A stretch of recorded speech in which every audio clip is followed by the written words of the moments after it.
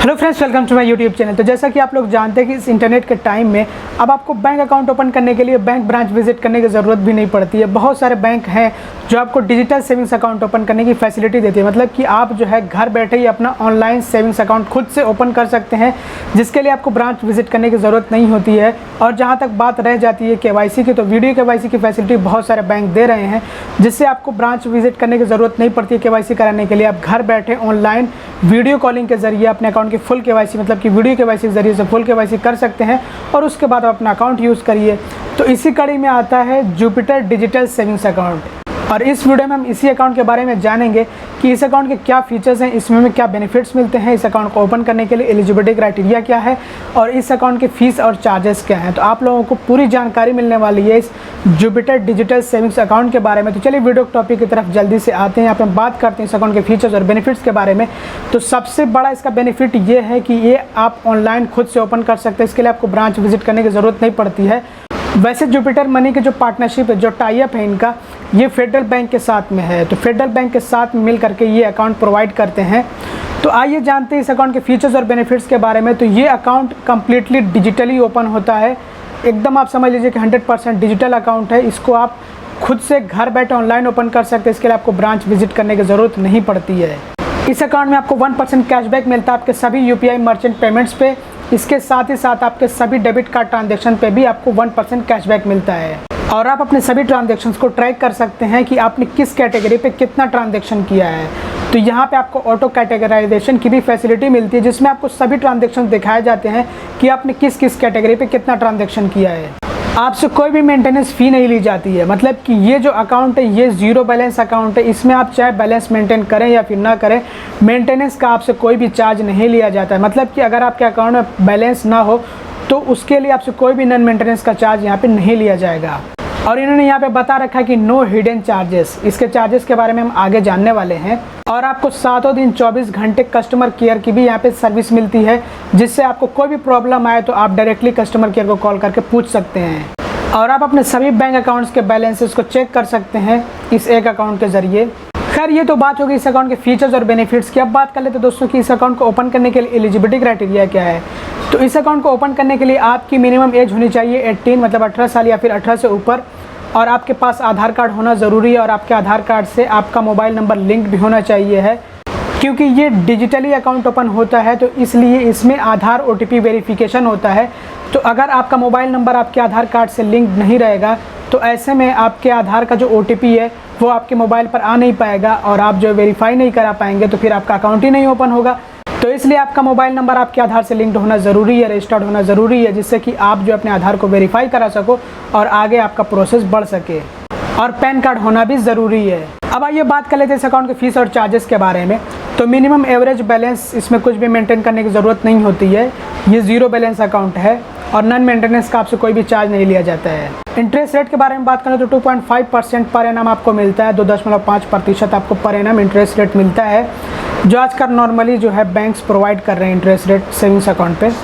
Online transactions के बारे में बात करें, जैसे कि NEFT, RTGS और UPI, तो ऑनलाइन एकदम फ्री है। आप जो है UPI भी कर सकते हैं फ्री में, आप NEFT भी कर सकते हैं, आप जो RTGS कर सकते हैं फ्री में ऑनलाइन, कोई उस पर चार्ज आपसे नहीं लिया जाता है।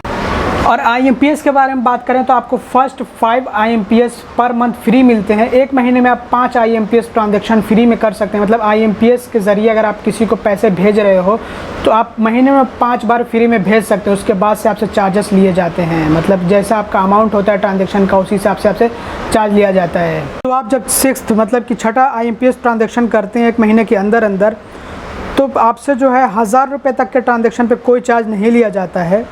लेकिन अगर 1000 रुपये से ज़्यादा हुआ और 1 लाख तक का है तो फिर आपसे पर ट्रांजैक्शन 5 रुपये चार्ज लिया जाता है। और 1 लाख से 2 लाख रुपए तक का आपका ट्रांजैक्शन का अमाउंट है तो फिर पर ट्रांजैक्शन आपसे 10 रुपये चार्ज लिया जाता है। तो इस तरह से आपसे IMPS के लिए चार्ज लिया जाता है। हालांकि कम से कम आपको इस अकाउंट पर 5 ट्रांजैक्शन IMPS के फ्री मिलते हैं एक महीने में, तो ये मुझे बहुत अच्छा लगा। बात करते हैं डेबिट कार्ड के चार्जेस के बारे में। तो जो आपको फिजिकल डेबिट कार्ड मिलता है उसका आपसे कोई भी चार्ज नहीं लिया जाता है, और अगर आप उसको रिप्लेस कराते हो, री इशू कराते हो, तो उसके लिए भी आपसे कोई चार्ज नहीं लिया जाता है। और आपसे डेबिट कार्ड का ईयरली चार्ज भी, मतलब कि एनुअल चार्ज भी नहीं लिया जाता है। फ्री में आपको इशू किया जाता है और उसका कोई एनुअल चार्ज भी नहीं होता, वो फ्री रहता है। तो अभी तक तो ऐसा चल रहा है। खैर, अब डेबिट कार्ड ट्रांजैक्शन चार्जेस के बारे में बात करते हैं। तो फेडरल बैंक के एटीएम से ट्रांजैक्शन करने पे कोई भी चार्ज नहीं लिया जाता है, फ्री होता है। लेकिन अदर बैंक के एटीएम से ट्रांजैक्शन करने पर चार्ज होता है। हालांकि पहले आपको फर्स्ट 5 ट्रांजैक्शन फ्री मिलते हैं महीने में, मतलब कि 5 ट्रांजैक्शन आपको महीने में फ्री मिलते हैं। उसके बाद अगर आप जो ये लिमिट क्रॉस करते हो फ्री वाली, तब आपसे चार्ज लिया जाता है। और ये जो चार्ज होता है ये फाइनेंशियल ट्रांजैक्शन के लिए, मतलब कि कैश विड्रॉल के लिए, पैसे निकालने के लिए हर ट्रांजैक्शन पे आपसे 20 रुपये लिया जाता है। और उसके अलावा जो नॉन फाइनेंशियल ट्रांजैक्शन होते हैं, जैसे कि मिनी स्टेटमेंट चेक करना या फिर जो आपको बैलेंस चेक करना है, तो उसके लिए हर ट्रांजैक्शन का आपसे 10 रुपये चार्ज लिया जाता है। ये फ्री ट्रांजैक्शन के बाद से आपसे चार्ज लिया जाता है, मतलब जो आपको फ्री ट्रांजैक्शन महीने में 5 मिलते हैं, उनको जो आपने ख़त्म कर दिया उसके बाद आप ट्रांजैक्शन करोगे अदर बैंक के एटीएम से, तब आपसे चार्ज लिया जाएगा। और आपको जो डेबिट कार्ड मिलता है ये इंटरनेशनली काम करता है, बाहर देशों में भी काम करता है। तो अगर आप किसी दूसरे कंट्री में जा करके आप एटीएम से कैश विड्रॉल करते पैसे निकालते हैं, तो 100 रुपये plus 3.5% of the transaction amount आपसे चार्ज लिया जाएगा। मतलब जितना आपने पैसा निकाला है उसके 3.5% आपसे चार्ज लिया जाएगा और उसमें 100 रुपये भी फिर ऐड किए जाएंगे। तो इस तरह से आपसे चार्ज लिया जाता है। ये जो 3.5% आपसे चार्ज लिया जाता है ये फॉरेक्स चार्ज इसको कहा जाता है, या फिर आप इसको कह सकते हैं फॉरेन करेंसी ट्रांजैक्शन चार्ज। और अगर आप इंडिया के बाहर एटीएम से अपना बैलेंस चेक करते हैं तो फिर आपसे 25 रुपये चार्ज लिया जाता है, मतलब कि वही नॉन फाइनेंशियल ट्रांजैक्शन का आपसे 25 रुपये चार्ज लिया जाता है। और आप लोगों को मैंने फॉरेक्स चार्ज के बारे में बता दिया, फॉरेन करेंसी ट्रांजैक्शन चार्ज के बारे में बताया, 3.5% यही है इसका चार्ज। और अगर आप एटीएम से ट्रांजैक्शन करते हैं और आपका ट्रांजैक्शन डिक्लाइन हो जाता है, कैंसिल हो जाता है, फेल्ड हो जाता है आपके अकाउंट में बैलेंस कम होने की वजह से, तो फिर आपसे जो है 25 रुपये चार्ज लिया जाता है अगर आप अदर बैंक के एटीएम से ट्रांजैक्शन करते हैं तो। और अगर आप फेडरल बैंक के एटीएम से ट्रांजैक्शन कर रहे हैं और ऐसे में आपका ट्रांजैक्शन डिक्लाइन होता है आपके अकाउंट में बैलेंस कम होने की वजह से, तो आपसे कोई चार्ज नहीं लिया जाएगा। और यही अगर पीओस पे आप ट्रांजैक्शन कर रहे हैं, मतलब स्टोर्स में आप ट्रांजैक्शन कर रहे हैं और आपके अकाउंट में बैलेंस कम है और आपका ट्रांजैक्शन डिक्लाइन हो गया, तो आपसे कोई भी फी या चार्ज नहीं लिया जाएगा। अब बात कर लेते हैं ब्रांच ट्रांजैक्शन चार्जेस के बारे में और अदर चार्जेस के बारे में। तो अगर आप चेकबुक लेते हो तो आपको फर्स्ट चेकबुक आपकी फ्री मिलती है, जिसमें आपको 5 लीव्स मतलब 5 लीव्स की चेकबुक आपको फ्री में दे दी जाती है। और उसके बाद अगर आप चेकबुक लेते हो तो पर लीव का आपको 3 रुपये चार्ज देना होता है। और जब आपको चेकबुक भेजा जाता है आपके एड्रेस पे तो 60 रुपये कुरियर का भी आपसे चार्ज लिया जाता है। तो आप सोच समझ करके चेकबुक ऑर्डर करिएगा। और डिमांड ड्राफ्ट आप फ्री में इशू कर सकते हैं साल भर में सिर्फ एक, और उसके बाद अगर आप डिमांड ड्राफ्ट इशू करते हैं तो उस पर आपसे चार्ज लिया जाएगा। तो आइए अब जानते हैं डिमांड ड्राफ्ट चार्जेस के बारे में, क्योंकि साल भर में आप सिर्फ एक ही डिमांड ड्राफ्ट तो फ्री में इशू कर सकते हैं, एक ही बार आपको फ्री में इशू करने को मिलेगा, उसके बाद से तो आपसे चार्जेस लिए जाएंगे। तो ये चार्जेस कितने होंगे, कैसे होंगे, आइए इसको हम समझते हैं। सबसे पहले आप लोगों को मैं बताना चाहूँगा कि 2 तरीके होते हैं डिमांड ड्राफ्ट इशू करने के। अब जिन लोगों को डिमांड ड्राफ्ट के बारे में नहीं पता उनको थोड़ा सा बता देता हूँ, इंट्रोडक्शन दे देता हूँ। मान लीजिए कि आपको किसी को पैसे देने, उन्होंने कह रखा है कि हमें कैश में पेमेंट नहीं चाहिए और ना तो चेक से पेमेंट चाहिए, क्योंकि कैश से हो सकता है कि कुछ लोगों को अगर भारी भरकम कलेक्शन करना हो, जैसे कि कभी कभी कॉलेज की फ़ीस भरनी होती है तो वहाँ पे हमें डिमांड ड्राफ्ट की ज़रूरत पड़ती है। कैश नहीं लेते हैं क्योंकि कैश अगर वो इकट्ठा करने लग जाए तो उनको दिक्कत हो जाएगी। तो होता है कि वो जो है डिमांड ड्राफ्ट वहाँ पे मांग लेते हैं। और चेक के बारे में बात करें तो चेक इसलिए जो है नहीं बहुत से लोग लेते हैं, क्योंकि चेक में ये एक इशू रहता है, ये एक दिक्कत रहती है कि वो बाउंस हो सकता है। तो डिमांड ड्राफ्ट सबसे सेफ़ माना जाता है, इसमें जो है बाउंस होने का कोई भी खतरा नहीं होता है। आपने जिसके नाम से डिमांड ड्राफ्ट इशू किया उसको पैसे मिल जाएंगे, वो कैश आउट करा सकता है, अपने अकाउंट में डिपॉजिट करा सकता है डिमांड ड्राफ्ट को। तो बस यही आप समझ लीजिए कि पेमेंट करने के लिए डिमांड ड्राफ्ट काम में आता है। तो अगर मान लीजिए किसी ने आपसे कहा है कि हमें डिमांड ड्राफ्ट चाहिए है 50,000 का, तो यहाँ पे 2 तरीके होते हैं आपके पास। सबसे पहला तरीका ये है कि आपके अकाउंट में 50,000 रुपये पड़े हैं, मतलब 50,000 से ज़्यादा पड़े हैं, तो आप क्या करें कि आप जो है डिमांड ड्राफ्ट बनवा लीजिए और वहाँ पे ये होता है कि आपके अकाउंट से ही वो 50,000 रुपये डेबिट कर लिए जाते हैं, काट लिए जाते हैं। और दूसरा तरीका ये होता है कि आप जो है कैश के अगेंस्ट में बनवा सकते हैं, मतलब कि आप जो बैंक में कैश दे दें कि हमें जो है डिमांड ड्राफ्ट बनवाने में, डिमांड ड्राफ्ट इशू कराना है 50,000 का, 50,000 आप हमसे ये ले लीजिए और जो हमें डिमांड ड्राफ्ट जो बना करके दे दीजिए, इशू करके दे दीजिए। तो डिमांड ड्राफ्ट बना करके दे देंगे, आप जिनके नाम का भी बनवाएंगे वो बना करके दे देंगे और आप जो उनको दे सकते हैं इस तरह से डिमांड ड्राफ्ट। तो 2 तरीके होते हैं डिमांड ड्राफ्ट के। आप जो है अपने बैंक अकाउंट के अगेंस्ट भी करा सकते हैं, मतलब कि आप डेबिट के अगेंस्ट करा सकते हैं, जो आपके अकाउंट में बैलेंस पड़ा हुआ है उसके अगेंस्ट में करा सकते हैं। दूसरा तरीका जो होता है वो आप जो है कैश के अगेंस्ट में करा सकते हैं, कैश दे करके। तो 2 तरीके होते हैं। तो आइए समझते हैं कि क्या चार्जेस होते हैं इनके, क्योंकि एक ही बार आपको फ्री में करने को मिलेगा, उसके बाद से तो चार्जेस होंगे। तो अगर डिमांड ड्राफ्ट, जिसको हम शॉर्ट में डीडी भी कहते हैं, 5,000 रुपये तक का है तो उसके लिए आपसे चार्ज लिया जाएगा 30 रुपये, और 5,000 रुपये से ऊपर और 10,000 रुपये तक का है तो उसके लिए आपसे चार्ज लिया जाएगा 50 रुपये। मान लीजिए कि 5,001 रुपये से लेकर के 10,000 रुपये तक है तो उसके लिए 50 रुपये आपसे चार्ज लिया जाएगा। और अगर जो है ये 10,000 रुपये से ऊपर और 1 लाख रुपये तक, मान लीजिए 10,000 1 रुपये से लेकर के 1 लाख रुपये तक का है, तो हर 1000 रुपये पे आपसे 4 रुपये का चार्ज लिया जाएगा, जिसमें कि मिनिमम आपको 50 रुपये चार्ज देने होंगे। तो इसको मैं थोड़ा सा एक्सप्लेन कर देता हूँ कि इसका क्या मतलब होता है कि हर 1000 रुपये पे 4 रुपये का चार्ज, जिसमें मिनिमम आपको 50 रुपये का चार्ज देना होगा। तो मान लीजिए कि आपके डिमांड ड्राफ्ट का अमाउंट बहुत ज़्यादा, बहुत बड़ा अमाउंट है, तो हर 1000 रुपये पे अगर 4 रुपये काउंट किया जाए और वो 50 रुपये से ज़्यादा हो, तो फिर आपसे हर 1000 रुपये पे 4 रुपये चार्ज लिया जाएगा।